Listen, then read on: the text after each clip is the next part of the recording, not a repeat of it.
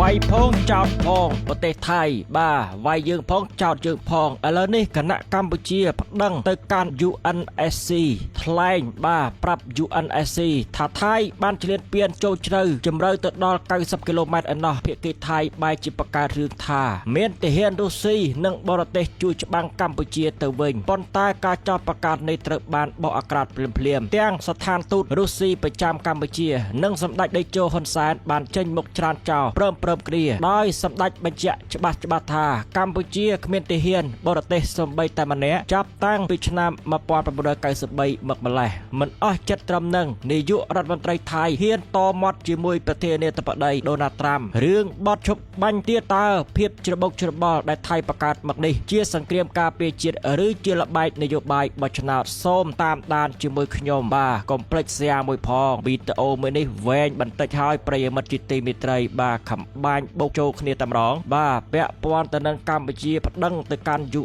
UNSC มาเรื่องเตี้ยนัวสถานทูตรูซีตวัดเจ้าการจัดประกันระบอบไทยได้ทาเมียนเทียนซีชนูรูซีในกัมพูชีอันนั้นมาพนัยบาหายสำนักได้โจก็ใจมาประเจาะประทามได้ก็เอาเปะปอนหึงเวชไงนี่หายมือเตี้ยนัวเรื่องไอ้เปรมัดเรื่องอนุตินตบตะการโดนาตรัมท้าบาจ้องบ้านบดฉุบบังเอาแต่ปรับกัมพูชีเตอร์บาเอาฉุบบังบนเตอร์ใจแต่เตี้ยหน้าอันนี้คืออนุตินบ้าได้เลี้ยละใบนโยบายบอชนาได้แจ้งปีเนวิเพียมือรูปได้ขยมนังจมเรียบตั้งเติมตำรองบ้าต่อเติมสันดาปริมัดจิติมิตรดำนังเนื้อไทยตีดับประมวยไข่ดับปีปอดมาไปปรามองปรำสายสับปปอนตีหายสถานการณ์สมรภูมิตามตำบลปลอมแดนกลมป้องแต่บังบอพลองดักเนียตะเวนตะเมกบ้ากัมพูชีก็ดักเตยไทยก็ดักเมาปราบอาวุธทน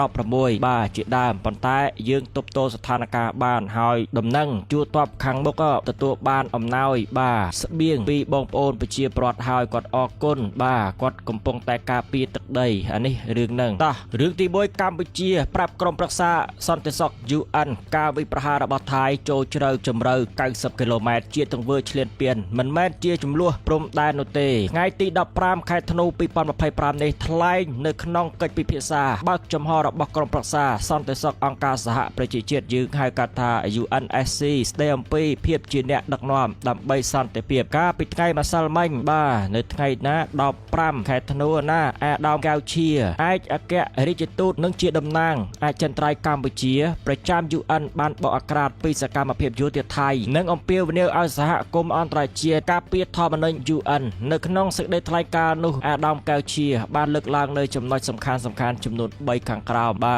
ตีมวยจอดประกันอมปีการเฉลี่ยเปลี่ยนนังกาปะปอบ้าปะเปียตลอดจนซีเวอร์กัมพูชีบ้านจำเรียนจูนอังไปจมท้ากะบังเพลานังกาวิประหารตามเพลการะบยุติไทยบ้านโจมขนมตักใดกัมพูชีระโหดตดอล90 กิโลเมตรได้บรรดาลอยบัดบองอายุชีวิตจนซีเวอร์นังค่อยคาดเหตุท่าราชนาสัมปวันอายดอมบ้านใบเจฉบับท่าตั้งเวอร์นี้คือจีการเฉลี่ยเปลี่ยนอย่างเจฉบับมันแมนจีจำนวนพรมแดนหรือกาปีกลูนนุเตบ้าอันนี้คือจีการเฉลี่ยเปลี่ยนเจสไดโนเซดิเฟนไทยแลนด์จังเตกำปงแต่พายายหึงนี่ให้ได้บ้ากัมพูชีประโมพอตังได้เวียโจเชลบังพลองบ้ากรอบถือสเปียนโบราณมวยปริมาณบ้า90 กิโลเมตรนอโจเชลตลอดตักได้กัมพูชีบ้าเลิกกำปงแต่จำเรียบตึกกัน UNSCI เรื่องที่ปีนู้ดำตูดบ้านสังกัดงนทาตัวใบจิตไทยแต่งตั้งคลุ้นเจียประเทศลายสัมตเปียปอนไตจะแสดงไทยบ้านปะเดซายรอดดำนอสไรได้สันติวิธีรวมเมียนกาปะเดซายดอสไร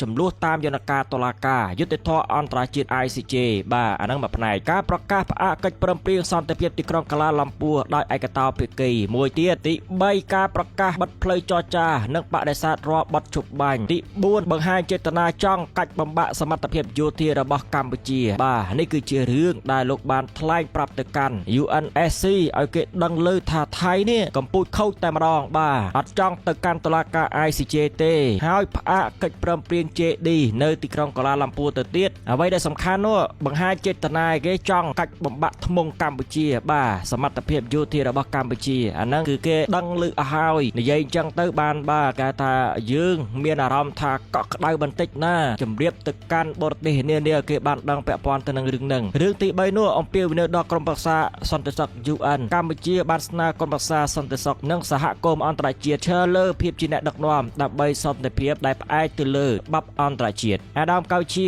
បានប្រមានថាភាពស្ងៀមស្ងាត់របស់អន្តរជាតិអាចនឹងត្រូវបានបកស្រាយថាជាការអនុញ្ញាតឲ្យមានការឈ្លានពានបាទគេហៅថា normalization of aggression ដែលនឹងប៉ះពាល់យ៉ាងធ្ងន់ធ្ងរទៅដល់ប្រព័ន្ធពហុភាគីនិយមបាទអាដាមកៅជាជំរាបពាក់ព័ន្ធទៅនឹងរឿងនានាដែលថៃឈ្លានពានទឹកដីកម្ពុជាអត់ព្រមទៅកាន់តុលាការ ICJ មួយបាទហើយដើរចេញពីកិច្ចព្រមព្រៀងសន្តិភាពទីក្រុងកាឡាឡាំពូបាទដោយឯកតោភាគីអានឹងមកផ្ទះមកភ្លៀងទៀតនោះបាទជំរាបទៅកាន់បរទេសនានាថៃប្រកាសបិទផ្លូវចរចាបាទបដិសេធរាល់បទជប់បាយនេះតែម្ដងហើយមួយទៀតនោះគឺចង់កាច់បំបាក់ថ្មងកម្ពុជារបស់យើងអ្វីដែលធ្វើឲ្យយើងអាចដាក់បន្ទុកបាទដាក់សម្ពាធលើប្រទេសថៃគឺចូលជ្រៅបាទជម្រៅទៅដល់90គីឡូម៉ែត្រឯណោះនៅក្នុងការរំលោភបំពានឈ្លានពានទឹកដីកម្ពុជានេះគឺជារឿងនៅផ្នែកខាង UNSC ដែលកម្ពុជាជម្រាបរឿងទាំងឡាយពីការឈ្លានពានពីការខូចរបស់ប្រទេសថៃបាទបករឿងបកហេតុនេះទៅកាន់ UNSC បាទសូមអរគុណផងដែរទូតកម្ពុជារបស់យើងនៅខាងនោះឥឡូវនេះរឿងមួយផ្នែកទៀតហើយប្រិយមិត្តជាទីមេត្រីទូតរុស្ស៊ីចានចោលការចោទប្រកាន់រឿងចារកម្មឈ្នួលនិងជំរុញឲ្យកម្ពុជាថៃបញ្ឈប់ការបាញ់ប្រហារដើម្បីការពារជនស៊ីវិលបាទឥឡូវនេះខាងរុស្ស៊ីគេចេញមកមួយទៀតបាទបារាំងក៏ចេញមកចិនក៏ចេញមកអាមេរិកក៏ចេញមកក៏ប៉ុន្តែមិនទាន់ដឹងបាទ UK នោះទេដែលជាសមាជិក P5 ប្រិយមិត្តបាទសមាជិកអចិន្ត្រៃយ៍របស់ក្រុមប្រឹក្សាសន្តិសុខអង្គការសហប្រជាជាតិយើងចាំមើលសិនឬក៏ខ្ញុំមិនច្បាស់ដំណឹងនេះទេខាង UK លើនេះចេញមកអស់ហើយ4ប្រទេសបាទចិនអាមេរិកបារាំងហើយនិងស្ថានទូតរុស្ស៊ីជំរុញឲ្យកម្ពុជាថៃបញ្ឈប់ការបាញ់ប្រហារគ្នានៅថ្ងៃនេះប្រិយមិត្តជាទីមេត្រី16ខែធ្នូ2025ឯកអគ្គរដ្ឋទូតរុស្ស៊ីប្រចាំកម្ពុជាបានចេញសេចក្តីថ្លែងការណ៍បដិសេធយ៉ាងដាច់អហង្ការចំពោះការចោទប្រកាន់ពីសំណាក់ភាគីថៃដែលបានលើកឡើងថាមានចារកម្មជនជាតិរុស្ស៊ីត្រូវបានជួលដោយភាគីកម្ពុជាឲ្យចូលរួមនៅក្នុងចំនួនព្រំដែនកម្ពុជាថៃលោកឯកអគ្គរដ្ឋទូតបានចាត់ទុកការលើកឡើងរបស់ភាគីថៃថាជាព័ត៌មានคล้ายៗបាទ fake news នេះគឺជាការទះកំភ្លៀងមួយទៅកាន់ភាគីថៃកុំចេះទៅដើរចោទប្រកាន់គេតែប្រទេសតែផ្ដាស់ណាបាទអានេះគឺខាងបរទេសគេចេញមកហើយកុំឲ្យបានសម្ដីចេះតែនិយាយចោទប្រកាន់បាទវាវាយយើងហើយវាចោទយើងអាហ្នឹងគឺប្រទេសថៃដូចខ្ញុំលើកឡើងពីខាងដើមវាយយើងហើយវាចោទយើងបន្ថែមទៀតអាហ្នឹងគឺប្រទេសថៃឥឡូវនេះទូតរុស្ស៊ីគេទះកំភ្លៀងថាជាព័ត៌មានคล้ายៗសុទ្ធសាធនិងគ្មានផុសតាងច្បាស់លាស់ណាមួយមកបញ្ជាក់នោះឡើយទោះបីជាមានការច្រានចោលនេះក្តីស្ថានទូតរុស្ស៊ីក៏បានប្រកាសថានឹងធ្វើការពិនិត្យនិងសិក្សាបន្ថែមទៀតយ៉ាងយកចិត្តទុកដាក់ចំពោះករណីនេះដើម្បីបញ្ជាក់ពីភាពស្អាតស្អំនិងតម្លាភាពបន្ថែមពីលើការឆ្លើយតបចំពោះការចោទប្រកាន់នេះតំណាងទូតរុស្ស៊ីក៏បានបង្ហាញជំហរចង់ឃើញសន្តិភាពត្រឡប់មកវិញដោយបានអំពាវនាវយ៉ាងទទូចឲ្យកម្ពុជាថៃបាទតបកម្ពុជាថៃនឹងឯងបញ្ឈប់ការបាញ់បោះបាញ់ប្រហារដាក់គ្នាទៅវិញទៅមកឲ្យបានឆាប់រហ័សជាទីបំផុតបាទអរគុណរុស្ស៊ីដែលបាននិយាយបែបអញ្ចេះនេះគឺជាកថាជំហានមួយទៀតហើយបន្ទាប់ពីចិនលោកទូតបានសង្កត់ធ្ងន់ថាដំណោះស្រាយដែលចាំបាច់បំផុតនៅពេលនេះគឺភាគីទាំងពីរត្រូវត្រឡប់ទៅគោរពឲ្យបាននិងអនុវត្តឲ្យបានខ្ជាប់ខ្ជួននៅកិច្ចព្រមព្រៀងសន្តិភាពកាលពីថ្ងៃទី26ដុល្លារដែលបានចុះហត្ថលេខានៅប្រទេសម៉ាឡេស៊ីការគោរពកិច្ចព្រមព្រៀងនេះគឺជាច្រកចេញតែមួយគត់ដើម្បីធានាសុវត្ថិភាពនិងការការពារអាយុជីវិតរបស់ប្រជាជនស៊ីវិលដែលកំពុងរងផលប៉ះពាល់ពីចំនួនព្រំដែននេះបាទជាពិសេសគឺខាងយើងតែម្ដងប្រិយមិត្តពុកម៉ែបងប្អូនទាំងគ្នាប្រជាពលរដ្ឋកម្ពុជាបាទកំពុងតែយ៉ាប់យ៉ឺនរឿងនេះបាទចាក់ចែងពីភូមិឋានឥឡូវនេះកន្លះលានអ្នកហើយដែលបានភៀសសឹកជួយផងប្រិយមិត្តពុកម៉ែបងប្អូនទាំងគ្នាមានអីដែលអាចជួយបានជួយទៅតិចណាបាទស្ថានទូតរុស្ស៊ីទាត់ចោលព័ត៌មានคล้ายៗកថា fake news ដែលយោធាថៃចោទប្រកាន់កុំចេះតែដើរចោទគេចោទកម្ពុជាបានដល់ពេលចោទរុស្ស៊ីដាក់វិញបាទឥឡូវនេះសម្ដេចតេជោហ៊ុនសែនចេញមកបញ្ជាក់ផងដែររឿងនេះណាខ្ញុំសូមផ្សារភ្ជាប់រឿងនេះទៅកាន់សម្ដេចតេជោបន្តិចបង្ហោះនៅលើបណ្ដាញសង្គមសម្ដេចតេជោហ៊ុនសែនលើកឡើងថាគ្មានទាហានរុស្ស៊ីឬបរទេសណាម្នាក់មកជួយច្បាំងឲ្យកម្ពុជានោះទេឆ្លើយតបទៅនឹងការចុះផ្សាយរបស់សារព័ត៌មានថៃសម្ដេចតេជោបានប្រកាសបដិសេធនិងបញ្ជាក់រឿងសំខាន់ចំនួន3កម្ពុជាគ្មានទាហានរុស្ស៊ីឬទីប្រឹក្សាយោធាបរទេសណាម្នាក់ចូលរួមប្រយុទ្ធលើសមរភូមិនោះឡើយបាទអានេះគឺថៃនៅពេលដែលវាចាញ់យើងចាញ់ទាហានកម្ពុជារបស់យើងមានថាវាវាយអត់កើតណាទាហានវាងាប់នានារាប់រយរាប់ពាន់អ្នកវាចាប់ផ្ដើមដើរចោតហើយវាចោតថាម៉េចពាក់ព័ន្ធរឿងត្រូនអីជាដើមនោះបាទហើយមានទាហានរុស្ស៊ីអីណែវាអត់ចង់ឲ្យតម្លៃទាហានកម្ពុជាតែម្ដងឬក៏យ៉ាងណាប្រិយមិត្តពុកម៉ែបងប្អូនតើគ្នាជួយឆ្លើយគ្នាមើលបាទចោតកម្ពុជាជួលទាហាន ហ៊ានរុស្ស៊ីអីណាយនៃដល់កតែម្ដងពួកថៃនេះចឹងបើថា Don't Thai to me មួយវិញទៀតនោះកម្ពុជាមិនមានវត្តមានកងទ័ពបរទេសនៅលើទឹកដីរបស់ខ្លួនទៀតទេចាប់តាំងពីកងកម្លាំងអូនតាក់បាទដកចេញនៅឆ្នាំ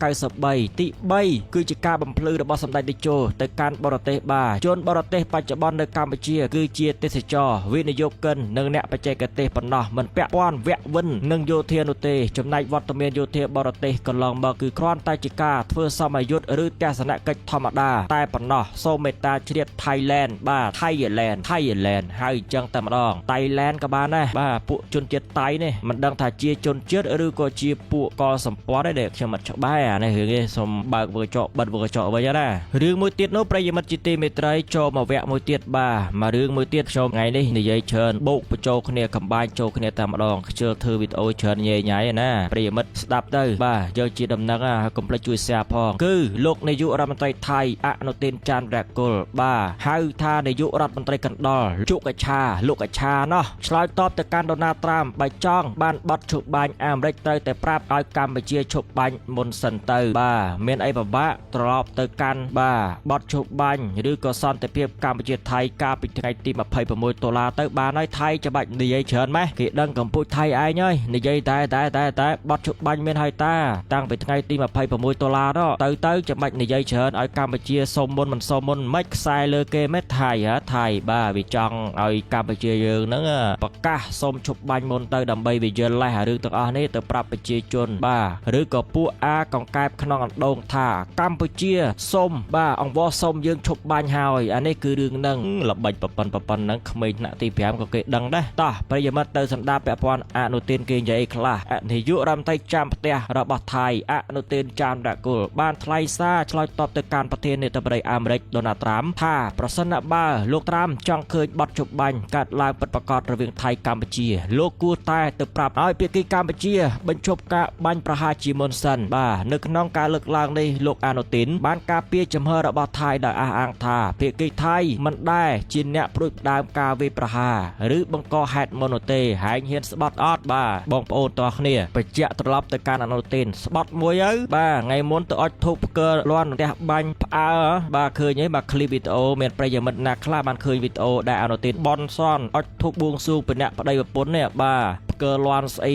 ផាំងភ្ញាក់ព្រឺតអាហ្នឹងគឺអនុទានជួយជប់ជំរាបប្រាប់ខមមិនខាងក្រោមផងឃើញអត់បាទវាប្រាប់ថាបកហេតុមុននោះទេនៅក្នុងចំនួនព្រំដែនដ៏តានតឹងដែលកំពុងបន្តនេះចឹងទេរាល់ថ្ងៃនេះមានន័យថាប្រទេសថៃគឺជាជនរងគ្រោះឯកម្ពុជាឯណោះគឺជាអ្នកបាញ់បាទអនុទានការចេញមុខរបស់មេដឹកនាំថៃរូបនេះធ្វើឡើងបន្ទាប់ពីលោកដូណាល់ត្រាំបានថ្លែងនៅក្នុងពិធីប្រគល់មេដាយ Valor នៅសេតវិមានកាលពីថ្ងៃម្សិលមិញបាទដោយអះអាងថាសហរដ្ឋអាមេរិកបានជោគជ័យនៅក្នុងការសម្របសម្រួលឲ្យមានបទជប់បាញ់រវាងប្រទេសទាំងពីរលោកត្រាំថែមទាំងបានចាត់ទុកចំនួននេះថាជាសង្គ្រាមមួយក្នុងចំណោមសង្គ្រាមទាំង8ដែលរូបលោកបានដោះស្រាយចាប់តាំងពីឡើងកាន់តំណែងដោយបានកោតសរសើរថៃកម្ពុជាដែលបានធ្វើការរួមគ្នាបាទគម្រាមដាក់ពន្ធធ្ងន់ធ្ងរផងដែរពាក់ព័ន្ធរឿងនេះឲ្យភាគីកម្ពុជាថៃហ្នឹងត្រឡប់ទៅអនុវត្ត JD វិញបាទកិច្ចអីគេសេចក្តីថ្លែងការណ៍រួមសេចក្តីប្រកាសរួមទោះបីជាយ៉ាងណាក៏ដោយស្ថានភាពជាក់ស្ដែងនៅសមរភូមិគឺផ្ទុយគ្នា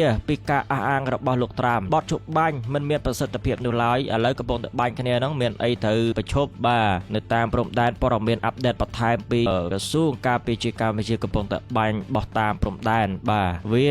តើមកអត់បានវាកំពុងតែយើសិនណាវាយយើសិនហើយការបាញ់ប្រហារនៅតែបន្តយ៉ាងសន្ធោសន្ធៅលោកអនុទានបានសង្កត់ធ្ងន់ថាថៃនឹងបន្តរក្សាប្រតិបត្តិការយោធារបស់ខ្លួនដើម្បីការពារជាតិរហូតតតែការគម្រាមកំហែងពីកម្ពុជាត្រូវបានបន្សាបទាំងស្រុងបាទសម្ដីលោសម្ដីអត់បានការនិយាយមកខ្ញុំមានអារម្មណ៍ថាសាបមិនទេនេះអនុទាននេះនិយាយមកនេះប្រិយមិត្តយល់អញ្ចឹងអត់បែបសាបណាឆ្លើយតបទៅនឹងសម្ពាធអន្តរជាតិរួមទាំងការអំពាវនាវពីក្រសួងការបរទេសចិនផងនោះលោកអនុទានបានបង្ហាញសញ្ញាយ៉ាងច្បាស់ថា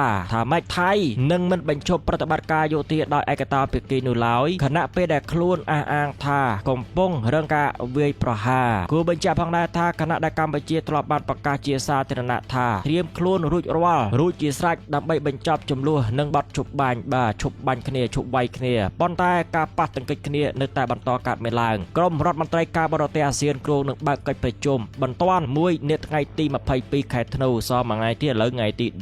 16យូរម៉េះអាស៊ានទុកពេលឲ្យថៃវាយកម្ពុជាមែនហ៎ថ្ងៃទី22ខែធ្នូខាងមុខនេះអានឹងគឺផ្នែករដ្ឋមន្ត្រីការបរទេសអាស៊ានប្រជុំដើម្បីស្វែងរកដំណោះស្រាយចំពោះវិបត្តិនេះអានេះគឺរឿងនឹងចំនួនព្រំដែនដែលជាលបែងនយោបាយរបស់ថៃដើម្បីឈ្នះឆ្នោតនេះគឺជាអ្វីដែលបរទេសម្នាក់ដែលជាអ្នកនិពន្ធដ៏ល្បីល្បាញផ្នែកការបរទេសគាត់លើកឡើងគឺឈ្មោះថា Galen Seeker ណាដែលខ្ញុំនឹងជម្រាបនៅខាងក្រោមបន្ថែមទៀតពាក់ព័ន្ធទៅនឹងហេតុអីបានចំនួនព្រំដែនផ្ទុះឡើងនេះគាត់នឹងវិភាគដែលខ្ញុំកៅថាសង្ខេបបែបខ្លីពីអ្វីដែលគាត់ទៅសេបែបវែងអនឡាញវែងខ្ញុំសង្ខេបថាមិនបានចំនួនព្រំដែនផ្ទុះឡើងប្រិយមិត្តមិញទៅផឹកទឹករៀងប្រើធម្មពលមាត់ច្រើនពេកពងកច្រើនពេកអញ្ចឹងទៅផឹកទឹកមកកឹកសិនដាក់មកคลิปមករឿងទៀតគឺបរទេសម្នាក់ឈ្មោះ Galen Seeker បានទៅសេយ៉ាងវែងអនឡាញឥឡូវខ្ញុំប្រាប់ទៅកាន់ប្រិយមិត្តពុកម៉ែបងប្អូនទាំងអស់គ្នាអ្នកជំនាញជាន់ខ្ពស់ពីក្រុមប្រឹក្សាទំនាក់ទំនងបរទេសយើងហៅកាត់ថា CFR លោក Joshua Galen Seeker បានលើកឡើងថាការផ្ទុះសង្គ្រាមព្រំដែនជាមួយកម្ពុជាមិនមែនជារឿងចៃដន្យនោះទេតែអាចជាយុទ្ធសាស្ត្ររបស់ក្រុមអ្នកកាន់អំណាចរបស់ថៃដើម្បីបង្វែរស្ថានភាពនយោបាយមុនការបោះឆ្នោតនេះគឺជាយុទ្ធសាស្ត្រល្បិចកកលរបស់ថៃផ្ទៃក្នុងវាអត់ត្រូវគ្នាវាយើងនឹងជាបាវសាក់ដើម្បីបង្ហាញឫទ្ធានុភាពអំណាចទៅកាន់កង្កែបក្នុងអណ្ដូងសង្គមថៃប្រទេសថៃនឹងបោះឆ្នោតនាថ្ងៃទី8ខែកុម្ភៈឆ្នាំ2026នេះជាផ្លូវរំដោះខ្លួនរបស់លោកអនុទានអាបងតង់ទីនឬក៏អាតង់ទីនឬក៏នាយករដ្ឋមន្ត្រីចាំផ្ទះលោកកឆាពីការចោទប្រកាន់រឿងអំពើពុករលួយនិងការបោះឆ្នោតមិនទុកចិត្តគ្នាក្នុងសភារំលាយសភាចោលហ្នឹងពាក់ព័ន្ធរឿងហ្នឹងបោះឆ្នោតមិនទុកចិត្តគ្នាក្នុងសភានឹងឯងហើយពាក់ព័ន្ធរឿង scam អនឡាញរឿងស្អីមកកភ្លុះហ្នឹងដល់ពេលអញ្ចឹងរំលាយសភាចោលអាហ្នឹងគឺអនុទានសហការជាមួយក្សត្រថៃជាមួយយោធាថៃចំនួនព្រំដែនបានជួយលើកមុខមាត់កងទ័ពថៃពីអ្នកកាន់អំណាចផ្ដាច់ការមកជាអ្នកការពារជាតិធ្វើឲ្យគណៈបកភូមិใจថៃដែលគាំទ្រពួកយោធាថៃគឺពួកអនុទានហើយជាមួយពួកយោធាណាទទួលបានប្រជាប្រិយភាពខ្លាំងក្លាឡើងវិញអានេះគឺរឿងហ្នឹងអនុទានបូកជាមួយពួកយោធាដើម្បីកសាងប្រជាប្រិយភាពឡើងវិញនៅក្នុងសង្គមថៃគណៈបកប្រជាជនមិនមែន CPP ទេណាប្រិយមិត្តពុកម៉ែបងប្អូនទាំងគ្នាគណៈបកប្រជាជននៅខាងថៃគេមានឈ្មោះអញ្ចឹងគឺជាអតីត Move Forward Party ស្ថិតក្នុងស្ថានភាពពិបាកបើប្រឆាំងសង្គ្រាមនឹងត្រូវចោទថាមិនស្នេហាជាតិតែបើគាំទ្រគឺស្មើនឹងគាំទ្រយោធាដែលខ្លួនចង់កែតម្រង់នេះគឺកតាបកប្រជាជនស្ថិតក្នុងស្ថានភាពមួយពិបាកថាតើគួរធ្វើម៉េចឥឡូវនេះបើប្រឆាំងសង្គ្រាមនឹងត្រូវសង្គ